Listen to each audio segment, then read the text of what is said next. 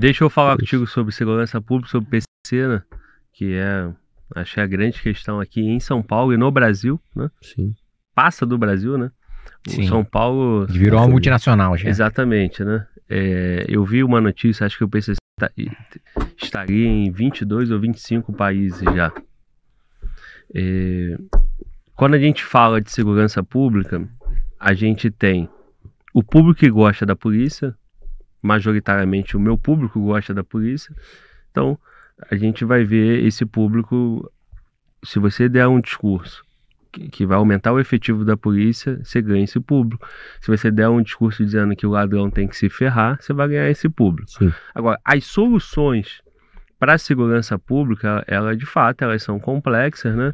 Mas assim, vamos falar numa linguagem simples que todo mundo vê, cara. Faz sentido você ter domínio territorial numa cidade? O Rio de Janeiro está com uma operação lá porque vive em guerra, milícia, comando primeiro e terceiro comando. São Paulo não tem guerra, mas tem domínio territorial. Caralho, tem muito. Então, quem é que dita a regra do convívio coletivo, convívio social? A coletividade está na mão de quem? Da Prefeitura de São Paulo, do Governo do Estado de São Paulo ou do PCC? Posso dar uma minha resposta aqui? Até Na hora. me alugar um pouquinho, mas é porque, cara, esse assunto me encanta, cara. O principal problema da segurança pública de São Paulo, cara, você tocou no ponto, é domínio territorial. Você usou a expressão perfeita. O que acontece, cara? E a gente tem que entender um pouco de o que é São Paulo. O que é a nossa cidade, né? São Paulo surgiu porque ela foi o cruzamento de 5 trilhas indígenas. Quando os primeiros portugueses chegaram aqui, todas essas trilhas que ligavam o Rio de Janeiro até aqui, que na época eram os tamoios lá, com os tupiniquins daqui, eram várias trilhas que se conectavam aqui em São Paulo, onde é hoje o centro de São Paulo, inclusive. Né? Então você sobe aquele paredão que é a serra, você chega em São Paulo, você vê esse cruzamento de trilhas. Então aqui sempre foi um centro de escambo, um centro de comércio, um centro de trocas culturais. E assim São Paulo foi crescendo. E São Paulo nunca foi uma cidade desenvolvida até o início do século XX. As pessoas acham que São Paulo sempre foi pujante, e não foi. São Paulo começou a se tornar uma potência na era do café e mais especificamente no século XX. Quando São Paulo cresceu, de 1910, 1920 até 1950 e pouco, cara, São Paulo deu um boom gigantesco. Foi um símbolo de progresso absurdo. As pessoas vinham aqui, falavam inglês, teve a semana de 22, tudo. E aí, São Paulo começou a crescer. Quando chegou nos anos 70, e eu vou dizer, o problema de segurança pública de São Paulo começa aqui. A gente criou o nosso primeiro plano diretor. O que é plano diretor? O plano diretor é como você pode construir na sua cidade. Eu sempre brinco o seguinte, sabe aqueles jogos tipo SimCity, essas coisas que... É isso, o plano diretor é onde você vai pôr uma usina nuclear? Do lado de uma escola? Não. Quem é que manda isso? Plano diretor. Uhum. A gente restringiu as construções em São Paulo. O slogan do primeiro plano de São Paulo, primeiro plano diretor de São Paulo era: São Paulo tem que parar de crescer. Olha que absurdo, cara. Então a gente limitou construção alta, não podia, e a gente criou uma série de recuos para que as construções não tomassem todo o potencial do terreno. O que começou a ter? A migração não parou, cara. São Paulo não parou de ter gente, não só de todo o mundo, mas do Brasil inteiro vindo para cá. A gente começou a empurrar as pessoas para as áreas periféricas de São Paulo. Então, dos anos 70 para cá, São Paulo começou a empurrar a demanda populacional tudo para longe, para longe, para longe, para longe. Aí você tem uma cidade onde o centro, né, ou as regiões centrais, é onde você tem mais escola, mais parque, mais UBS, formais, infraestrutura urbana. E você fala para a pessoa, você não vai morar aqui, tá? Você vai morar lá na Casa do Chapéu. Aí quando o cara vai morar lá na Casa do Chapéu, cara, não tem esgoto, não tem rua, não tem iluminação, não tem nada, cara. Então você empurra essas pessoas para lá. Você cria um invólucro de criação de criminalidade. Porque você exclui essas pessoas da sociedade. Então não há discussão sobre segurança pública em São Paulo sem falar de plano diretor. Não há. Enquanto você não tiver um plano para trazer as pessoas para os melhores lugares da cidade, enquanto você tiver bolsões de privilégio, por exemplo, o João Dória. João Dória mora num bairro, quando você pega a vista aérea de São Paulo faz assim, de repente tem uma baixada, bem no melhor lugar da cidade, onde mora menos pessoas. que é o Jardim Europa, é o Jardim América, todas aquelas casonas de 50 milhões, 60 milhões, 40 milhões. Os caras moram lá, então é uma pessoa, são duas famílias ocupando um quarteirão inteiro. Que é uma curiosidade disso que o Raul Justilores me contou, quando ele era jornalista da Folha de São Paulo. O Raul Justilores é um jornalista especializado em urbanismo, que é uma das principais referências aí, pô, acho que uma referência pro Arthur, referência para mim também em relação ao urbanismo e ao plano diretor. Uma das coisas que a gente defende é justamente o uso misto de imóvel, né? Que você possa ter o comércio embaixo e você possa ter residência em cima, para você ter movimento na rua, para você morar mais perto de onde você come, ou de onde você compra, de onde você trabalha, para diminuir o trânsito, enfim, para melhorar o convívio, né? E flexibilizar a legislação também em relação à existência de comércio. Tem vários locais em que você não pode ter comércio por lobbies regionais. Um desses lobbies regionais é justamente na região dos Jardins, que o Arthur colocou. E uma vez, a Folha de São Paulo tem um espaço que é a carta do leitor, né? Que é o espaço, tal coisa diz leitor. De vez em quando até dá uns memes, né? Tal coisa diz leitor. Teve uma vez que ele estava defendendo que você pudesse ter restaurantes na região dos Jardins, né? E aí, uma moradora dos Jardins escreveu uma carta do leitor dizendo o seguinte: olha, eu até gosto de restaurante, acho agradável, tal, comida é boa. O problema é a gente que vem junto.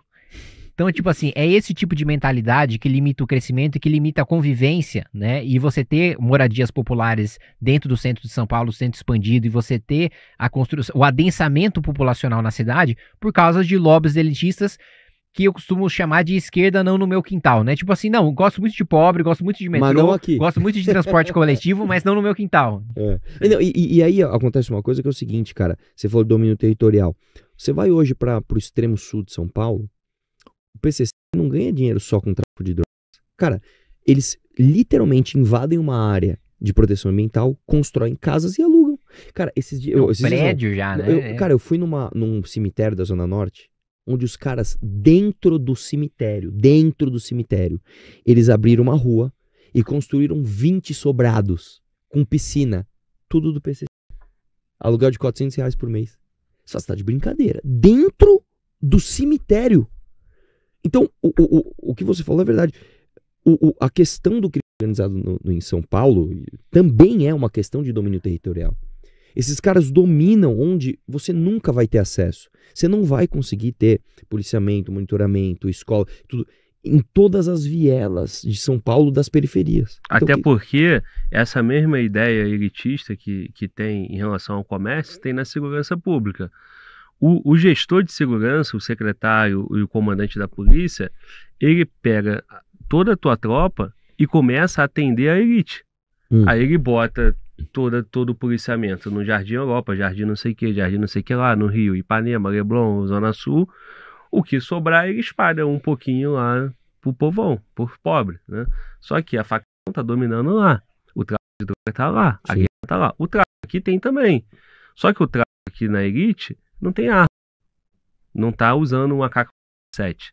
É o playboy, o filho do juiz que vai fumar o dele, o filho do prefeito, o filho do vereador, o juiz, todo mundo, a elite, né?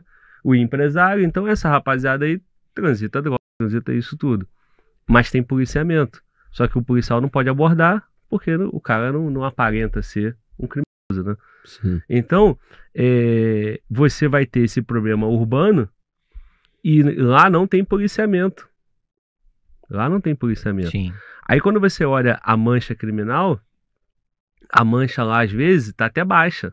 Mas por quê? Subnotificação. Né? Subnotificação e tem uma disciplina lá. Uma disciplina o Tribunal do Crime. O Tribunal do Crime. Então lá não pode roubar. O gestor de segurança, ele sabe a real. Mas ele precisa atender o interesse da elite. Aí ele pega e fala, não, mas lá não tem polícia porque a mancha lá é baixa. Resumindo, lá é uma outra sociedade. Exato. Lá são outras paralelo. regras. Pra mim, solução de segurança pública séria passa por 5 pilares. Aí você vê se você concorda comigo. 1, revisão de plano diretor. Você não vai mudar a segurança pública de uma cidade do tamanho de São Paulo falando que você vai aumentar 10% o efetivo policial. Não é isso. Número 2, leis de zoneamento. A gente tem um segundo entrave, que quando o prédio já está construído, você não consegue usar ele para um comércio, porque um dia ele foi uma casa histórica, cara. São umas coisas que você não acredita. Cara, mas bicho, você pega em Barcelona, os caras pegam lá, revitaliza a fachada, faz uma pizzaria, de repente aquele lugar que tava morto, perigoso, começa a ter luz, puta, é maravilhoso. É isso. Número 3, descentralização de equipamento social. Outra coisa também que acontece é o seguinte, os caras fazem todas essas acolhidas, todos esses equipamentos sociais, tudo onde dá visibilidade. É tudo nas regiões centrais. Lá, na Casa do Chapéu, onde não tem, os caras não vão. Descentralização de atendimento à saúde. E aí, o pilar de reforço a policiamento, que é aumento de efetivo e melhoria dos equipamentos. Sem isso tudo, sem essa construção, não adianta você atacar só o último. Não adianta vir aqui e falar coisas que todo mundo quer ouvir. Tem que ter mais policial, tem que ter melhores armas, tem que ter melhores viaturas. Beleza, cara. Só que isso não é o suficiente. Porque, pra gente falar de efetivo policial, eu lembro que para você se comparar com algumas cidades do mundo, a gente teria que dobrar o nosso efetivo policial só em São Paulo. Cara, isso não vai acontecer. Vamos parar de se iludir? Não vai acontecer. Você não vai ter o dobro de policiais em São Paulo, porque simplesmente não tem dinheiro. Então o que tem que fazer? Toda essa reforma estrutural, para aí você chegar onde você pode fazer de aumento de efetivo e de equipamento, etc. Em relação à PCC, também acho que tem que ter integração de inteligência, né? Porque hoje o sistema da Guarda Municipal não conversa com o da Polícia Civil, que não conversa com a Polícia Militar, que não conversa com a Polícia Federal. Tinha que ter uma integração, tinha que fazer... Como a Itália fez as forças-tarefa antimáfia, tem a força-tarefa anti-PCC aqui em São Paulo. Juntar a Guarda Municipal com a Civil, com a Federal, com o Ministério Público, com os setores do Judiciário que são especializados em combater o crime organizado, que a gente conhece até alguns juízes, alguns promotores aqui, que são juízes sem rosto, né, que ficam fazendo rodízio para fazer os julgamentos do crime organizado aqui em São Paulo, lá no Fórum da Barra Funda, e que a gente precisaria ter isso aqui para fazer um enfrentamento efetivo, porque não adianta, sem você asfixiar financeiramente as redes de hotel, as redes de posto de gasolina, você não vai matar o cara só por causa com apreensão de drogas. Óbvio que é importante se aprender a droga. Inclusive, outro dia mandei 3 cromatógrafos, inaugurei 3 cromatógrafos com DRIT, que é justamente o equipamento para você identificar novas moléculas na droga. Porque o que o tráfico tem feito bastante? Traz aquelas drogas K lá dos Estados Unidos, traz de fora, importa aqui pro Brasil, muda uma molécula, não tá no rol de droga da Anvisa, o sujeito não é preso por tráfico. Então a gente usa justamente o cromatógrafo para já mandar para a Anvisa, pro próximo cara que for pego já ser preso por tráfico com aquela substância. Então é esse tipo de trabalho com inteligência, com tecnologia que precisa ser feito e que não tem aqui. E uma coisa muito boa que eu vi em São José dos Campos, que dá para ser implementado aqui na cidade de São Paulo também, são as câmeras com inteligência artificial e reconhecimento facial. Pô, já está integrado com o Sistema de Segurança Pública da Secretaria do Estado, já está integrado com o Córtex do Ministério da Justiça. Você coloca, e lá uma coisa que eu achei muito interessante, em todos os equipamentos públicos. Então, pô, tem UBS, tem UPA. Às vezes o cara troca com a polícia, ele vai salvar a vida dele numa UPA. Só que ele vai sair preso, porque vai ter uma câmera com reconhecimento facial lá, ele vai ser identificado, ele vai sair preso de lá. Ou então, teve outro caso engraçado do cara que foi levar uma tia na UBS para fazer uma consulta. Um traficante foi lá e saiu preso porque foi levar a tia na UBS. Então, é um sistema, e é com câmeras que você não precisa ter tantas, porque cada uma tem um zoom de 2 km, é um negócio assim, realmente de alta tecnologia, e que você contrata iniciativa privada para fazer manutenção. Então, você não precisa adquirir o equipamento público e a gestão pública fazer a administração daquilo. A própria iniciativa privada tem o contrato de manutenção e qualquer problema que der nas câmeras, você não vai precisar esperar fazer uma licitação para depois corrigir aquilo, não. É com base na eficiência da empresa e aquilo reduziu homicídio em 70% em São José e furto e roubo em 40%. Então, assim, são números muito bons e que dava perfeitamente para a gente já ter trazido para a cidade de São Paulo há muito tempo, porque a gente tem capacidade financeira para isso, a gente tem toda a tecnologia para isso, mas a gente não faz por falta de vontade política. Agora, quando fala de falta de dinheiro, que nem o Arthur falou, né? Tu não vai conseguir fazer porque não tem dinheiro, aumentar o efetivo da polícia, por exemplo. Como é que você implementa as outras, né? A história do plano diretor. Como é que você tira essa massa de gente em construções irregulares? Você não pode chegar ali somente de roubar, você tem que botar essas pessoas em algum canto. Né? Sim. Então, você também precisa de dinheiro para estruturar isso, né? Se a questão for falta de dinheiro, a gente não consegue efetivar nada, né? O orçamento, boa parte dele é vinculado, né? Já está comprometido. Mas tem muita coisa que dá para cortar aqui na cidade, por exemplo. Tem 5.500 cargos comissionados que o próprio Tribunal de Contas já identificou que é basicamente retrabalho, que é um trabalho que servidores efetivos já fazem, que você tem um cargo comissionado só para você colocar um encostado político. Isso já dá mais de 250 milhões de reais ao ano. Você tem a Prodan também, que é a empresa de processamento de dados municipal, que dava também ou para a gente extinguir ou para a gente privatizar, rever o modelo da Prodan, que também é outra que já vai lá mais alguns gastos de milhões de reais ao ano. Você tem o próprio Tribunal de Contas do município, que é a aposentadoria para político influente, que também, mais uma vez, é uma das únicas cidades que possui Tribunal de Contas. Se não me engano, é só São Paulo e mais uma outra cidade que tem Tribunal de Contas municipal. todos os São Paulo outros... e Rio de Janeiro. Rio de Janeiro, né? Que só tem Tribunal de Contas municipal e que poderia ter o estadual fiscalizando, fazendo exatamente o mesmo trabalho que o próprio Tribunal do Estado já faz hoje. Quando eu vou fiscalizar boa parte das obras, eu uso os dados do Tribunal do Estado, então você tem o municipal fazendo um retrabalho, mais uma economia de dinheiro, assim, juntando tudo isso que eu tô falando, já dá mais de bilhão pra gente, pra utilizar o trocadilho do Ciro Gomes, deu né? bilhão. Dá bilhão só em economia de municipal, de recorrente. Eu tô falando não de caixa, eu tô falando de fluxo, eu tô falando de despesas recorrentes que a gente poderia contratar com base nesses cortes que a gente faria, enxugar a máquina pública para poder gastar mais com o cidadão. E rever o plano diretor, como o Arthur e eu defendemos, também ajuda a aumentar a arrecadação, porque a gente retira limites de outorga que hoje são utilizados só para arrecadar com a prefeitura, incentivando a construção civil, fazendo parceria com a construção civil, que hoje é responsável por 15% dos empregos formais do nosso país, e fazendo com que essa arrecadação da construção civil vá para a prefeitura pelo volume, pela quantidade de construções que são feitas e não pela cobrança de cada valor de cada unidade do limite do potencial construtivo. Né? Sim. E plano diretor também, quando você fala de mudança de plano diretor, você abre possibilidade para a iniciativa privada atuar.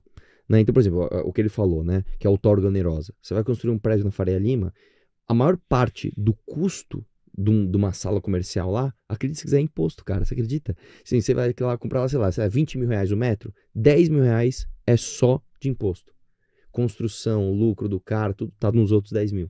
Então, você fazer revisão de plano diretor, você permitir adensamento, você trazer as pessoas que estão hoje na periferia para as melhores localidades de São Paulo, você resolve vários problemas sociais juntos, sem necessariamente tirar do teu caixa e meter lá. Entendeu? A própria iniciativa privada vai construindo e atendendo a demanda. Né?